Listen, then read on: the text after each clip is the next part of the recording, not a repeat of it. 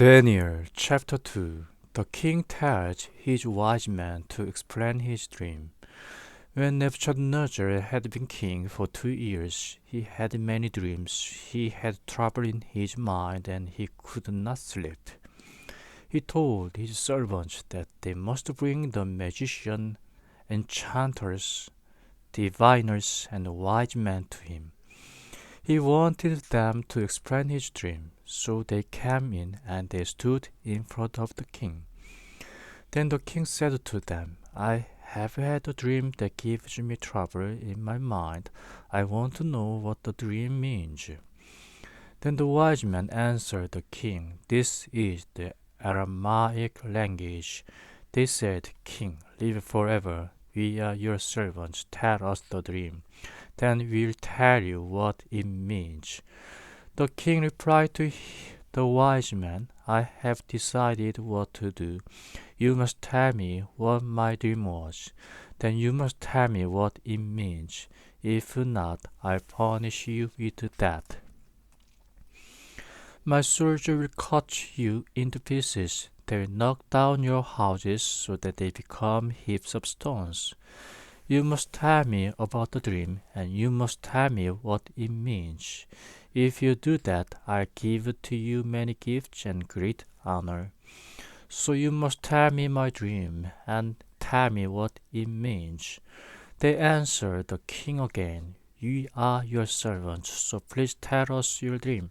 Then we'll tell you what it means.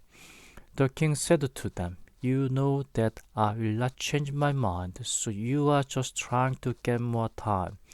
If you do not tell me the dream, I will certainly punish you with death. You have agreed among yourselves to tell me lies. You want to deceive me until you can think of something better. So now tell me the dream, then I'll believe you when you tell me what it means. The wise men answered the king, There is nobody on earth who can know your dream. No king has ever asked anyone to do anything like this. No magician, enchanters, or wise man could do that. Even the greatest and most powerful king has never asked anyone to do this. You are asking us to do something much too difficult. Nobody can do it except the gods, and they do not live among men. This made the king very angry, so he said to his soldiers, Kill all the wise men in Babylon. He sent a message to command them to kill all his wise men.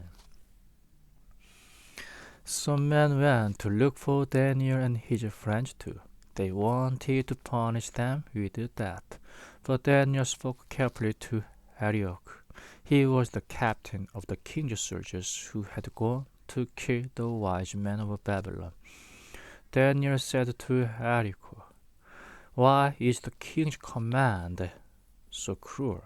Then Arioch explained everything to Daniel. So Daniel went to see the king. He asked the king for more time. Then he would be able to tell the king what the dream meant.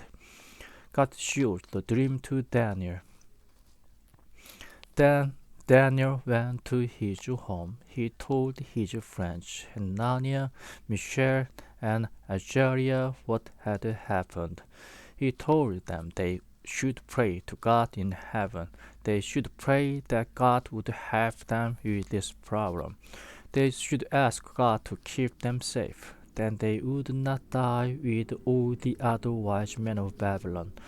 During the night, Daniel had a vision. God showed him the secret of the king's dream. Then Daniel praised the God of heaven. He said, Praise God's great name forever. He has great wisdom and great power. He makes things happen at the right time. He gives to some kings authority to rule, and he takes that authority away from other kings. He causes some people to become wise. He helps people to understand the things that they learned. He explains difficult problems and secret things. He knows about all things, even when they are in dark places. He himself lives in the light. My ancestors God, I thank you and I praise you. You have made me wise, and you have made me strong. We asked you to help us, and now you have shown me your answer. You have explained the king's problem to us, so I thank you. So Daniel went to see Arioch, the king's official. The king had told Arioch to kill all the wise men of Babylon. But Daniel said to him, "Do not kill Babylon's wise men. Take me to the king, then I will tell the king what his dream means." Then Arioch quickly took Daniel to meet the king. He said, "I have found this man who is one of the people that you brought from Judah. He can tell you, sir, what your dream means." The king spoke to Daniel, whose other name was Belshazzar. He asked Daniel, "Can you tell me my dream? And can you tell me what it means?" Daniel answered the king, "Sure, your dream is a secret. No wise men and enchanters, magicians, or diviners can tell you about it. But there is a God in heaven. He explains secret things. In your dream, He has shown you what will happen in future years. Now I will tell you the dream and the visions that you had while you lay on your bed. While you lay on your bed, you dreamed about future times. God explains secret things, and He has shown you what will happen in future years. I'm not more wise than other people, but God has explained your secret dream to me, because He wants you to know what it means. He wants you to understand the thoughts in your mind." The dream, Daniel said, "In your dream you saw in front of you a statue with a man's shape. It was very big and very bright. It frightened people very much.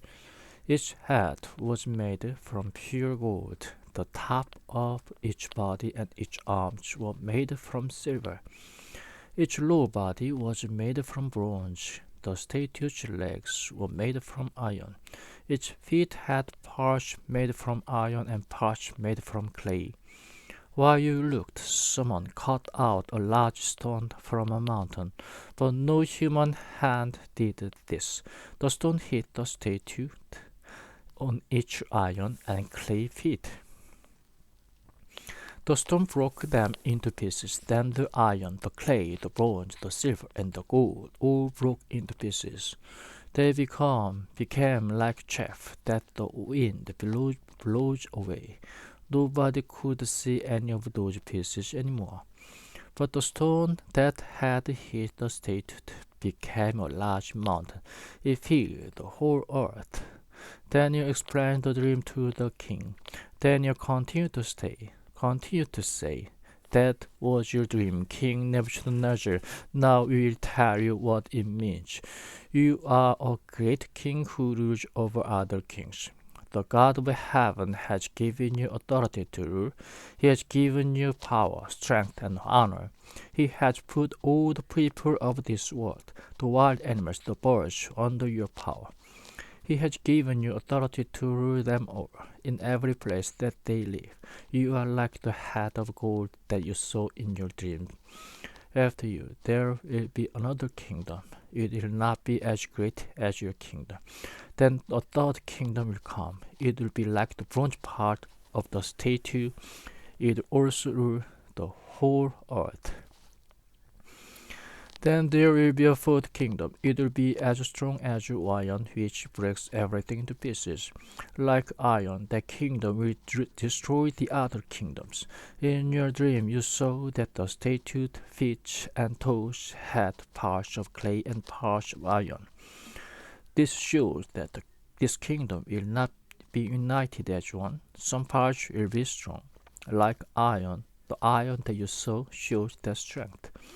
But the iron parts of the statue were mixed with the clay parts. This shows that the fourth kingdom will be strong in some parts and weak in other parts. You saw iron and clay that were mixed together. The two parts of the kingdom will try to become united by marriage, but that will not help them to stay together as one. Iron cannot mix properly with clay. During the time when those kings rule, the God of heaven will begin a new kingdom. That kingdom will continue forever. No other people will ever have power over it. It will break up all those other kingdoms and it will destroy them. And it will continue forever. You saw the stone that came from the mountains. It was not a human hand that cut it out. That stone broke the iron, the bronze, the clay, silver, and gold into pieces. In your dream, King Nebuchadnezzar, the great God, has shown you what will happen in future years. I have told you the dream. I have told you what it means. You can be sure that all this is true. The king thanks Daniel. Then King Nebuchadnezzar bent down with his face towards the ground. He gave honor to Daniel. He commanded his servant to offer sacrifices and to burn incense to praise Daniel.